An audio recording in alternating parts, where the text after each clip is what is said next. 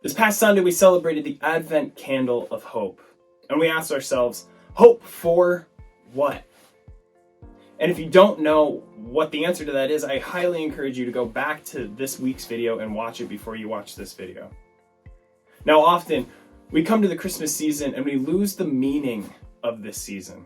Sometimes it can be very difficult to see past the consumerism that surrounds this Christmas season. We're inundated with commercials about the newest toys, about the newest phone, maybe cars with huge bows on them, and Santa Claus and Christmas lights, and all of those things that are so entwined into our American view of Christmas. And then sometimes we may get a glimpse past the Christmas commercialism, and we may begin to see the true meaning of Christmas as it represents the birth of Jesus Christ as an infant, as are told in the Gospels of Luke and Matthew. And that's correct. But I want to go past that. I want to take a step forward past the birth of Jesus, as we talked about on Sunday, and talk about the birth of Jesus in the context of the narrative of the whole Bible.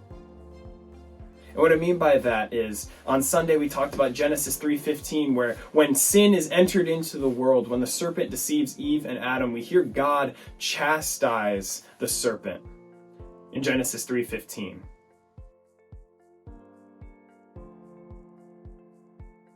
And in that moment, we understand that God is prophesying the coming of his son, Jesus the Messiah. And we celebrate that here in this Christmas season, the coming of the Christ child. And then we got to ask the next question. Well, why did he come? And that was the question that the Jews of the time were asking when Jesus came and he proclaimed himself the Lord of Lords. They asked, well, why have you come? What are you going to do that is going to set us free? And then we know as believers, and as I said on Sunday in the last video that we had, Christmas doesn't end with the child, but rather ends at the cross. Because if Christ was born, but just lived a life and wasn't nailed to the cross, wasn't killed, and then didn't raise from the dead, he would not have defeated evil. He would not have overcome death, and we would be no better off. So, we got to ask ourselves why. Why did he come? He came to save us. So that's where we ended on Sunday. And I want to take the next step in the gospel narrative. And I want to go all the way to the book of Revelation. And in the book of Revelations, we get a glimpse into what the final age of the world is going to look like as Christ becomes truly victorious over the serpent, over the Satan. In the book of Revelation, Satan is described as a great dragon in the metaphorical language used in that book. Now, Revelation is a very confusing book, or it can be, and there's lots of metaphors, and Satan is described as a dragon in this.